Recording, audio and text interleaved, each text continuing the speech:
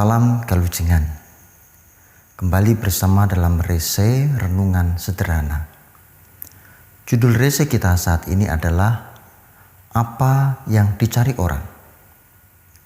Melalui perenungan firman Tuhan dari Hagai pasal 1 ayat 3 sampai dengan 9 yang demikian.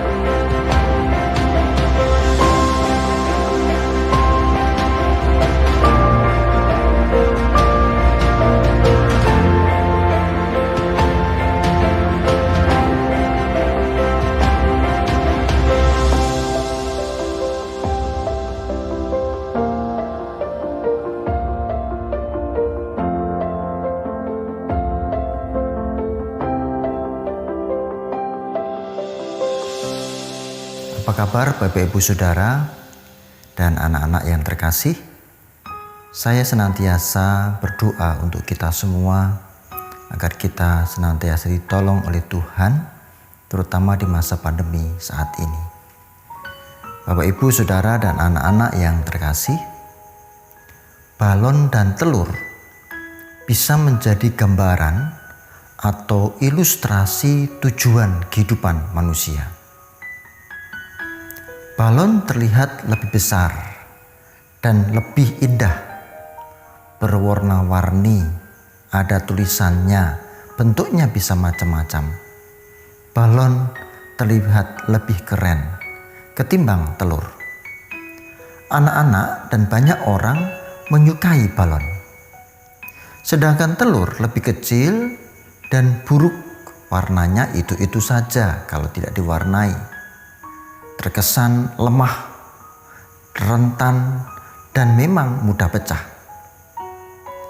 Tapi kalau kita melihat isi dari keduanya, apa yang terjadi ketika telur itu dipecahkan? Telur berisi kehidupan. Sedangkan ketika kita memecahkan balon atau meletuskan balon, balon hanya berisikan kehampaan. Hati-hati saudara, gambaran balon dan telur bisa menjadi gambaran tujuan kehidupan kita. Apa yang Anda cari dalam kehidupan ini? Balon atau telur? Balon yang terlihat indah namun hampa atau telur yang terlihat buruk tetapi berisi kehidupan?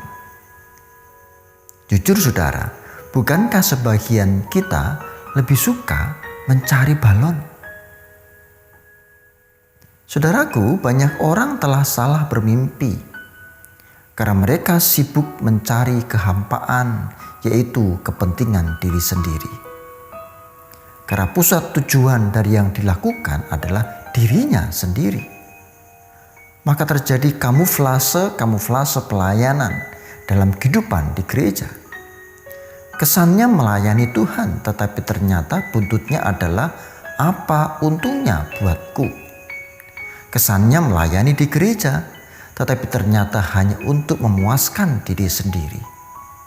Itu sama seperti seorang pemuda yang rajin ke gereja, tetapi tujuannya adalah PDKT karena ada seorang perempuan yang menjadi gebetan.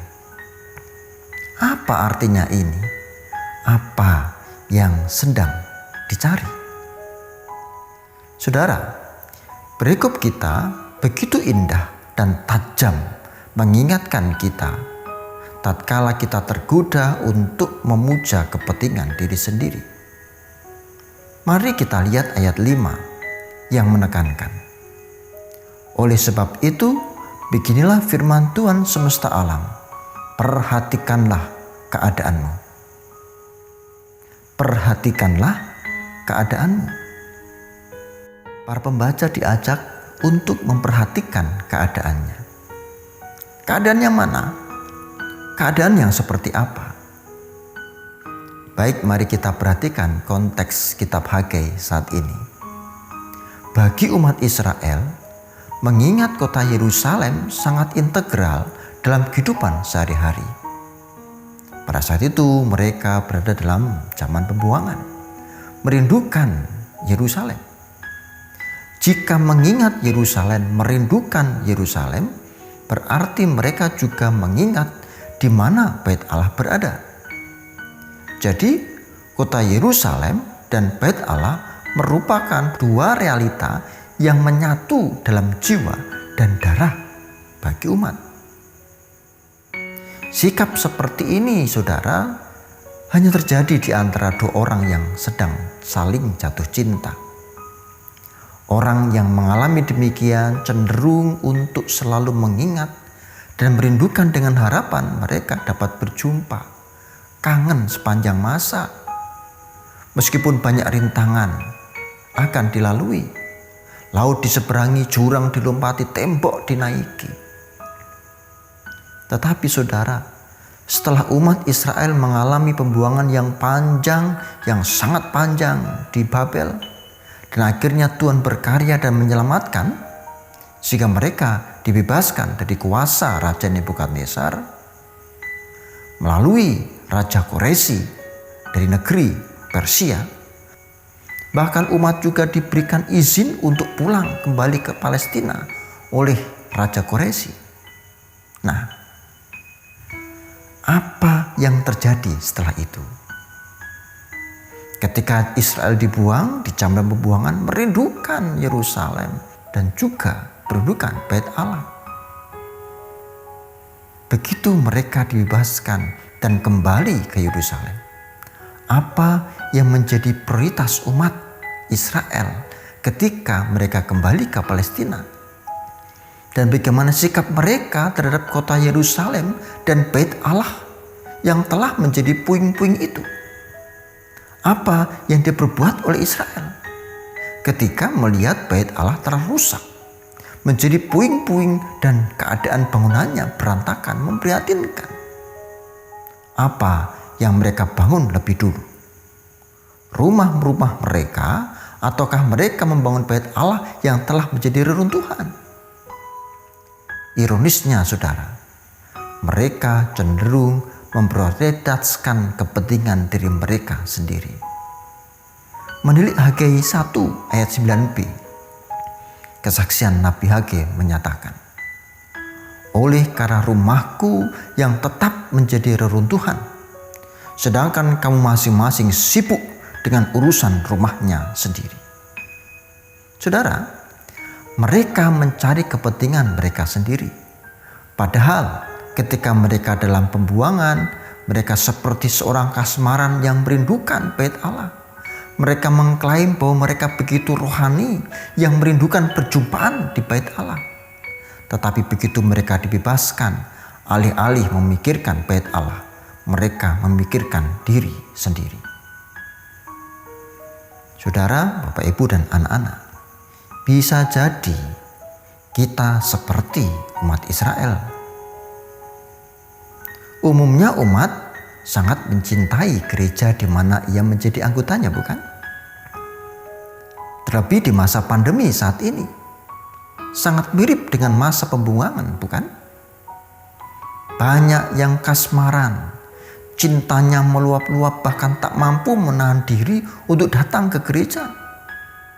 Tapi sayang, tidak sedikit di lubuk hati kita yang paling dalam, ternyata skala prioritas hidup bukanlah rumah Allah dan karyanya, Tetapi skala prioritas yang utama dalam hidup adalah rumah tempat tinggal kita sendiri, kepentingan kita sendiri. Bukan kerinduan untuk berjumpa dengan Tuhan, melainkan kesepian di rumah terus lalu menjadi seolah rindu pelayanan. Apa respon Tuhan terhadap umat yang mementingkan dirinya sendiri itu? Haggai 1 ayat 6 menyatakan, "Kamu menabur banyak, tetapi membawa pulang hasil sedikit. Kamu makan, tetapi tidak sampai puas. Kamu berpakaian, tetapi badanmu tidak sampai panas. Dan orang yang bekerja untuk upah, ia bekerja untuk upah yang ditaruh dalam pundi-pundi yang berlubang." Firman Tuhan ini membuktikan walau mereka telah menabur benih yang banyak, tetapi mereka hanya memanen dalam jumlah yang sedikit. Seluruh upaya untuk memperoleh rezeki yang berlimpah-limpah ternyata tidak pernah membuat mereka menjadi kaya. Kehidupan mereka menjadi sia-sia, hampa. Apa yang mereka kerjakan berakhir kehampaan. Mengapa? Karena mereka mementingkan diri sendiri. Kita bisa melihat jika demikian, sesungguhnya berkat Tuhan hanya tertuju pada mereka yang mengutamakan kepentingan Tuhan. Saudara, Bapak, Ibu, dan anak-anak yang terkasih, membangun bangunan rumah Tuhan bukan hanya berarti gedung gereja. Lihat, gereja kita baik-baik saja, terawat dengan baik. Tetapi yang dimaksud dengan rumah Tuhan juga berarti kehidupan kita, tubuh kita. Sudahkah hidup kita menjadi rumah Tuhan? Menjadi tempat kediaman Tuhan berkarya nyata? Atau jangan-jangan kehidupan kita hanya menjadi tempat kepentingan diri sendiri? Ingat saudara, ketika iman kita dibangun dan dibangkitkan, maka sesungguhnya kita menjadi batu-batu yang hidup. Kesaksian surat pertama Petrus pasal 2 ayat 5 menyatakan, "Biarlah kamu juga dipergunakan sebagai batu hidup untuk pembangunan suatu rumah rohani, bagi suatu imamat kudus, untuk mempersembahkan persembahan rohani yang karena Yesus Kristus berkenan kepada Allah." Jadi, apa yang Anda cari? Kepentingan diri sendiri? Tentu saja tidak, bukan? Bangunlah hidup kita menjadi bangunan rumah rohani, rumah milik Tuhan, di mana Ia berdiam di sana.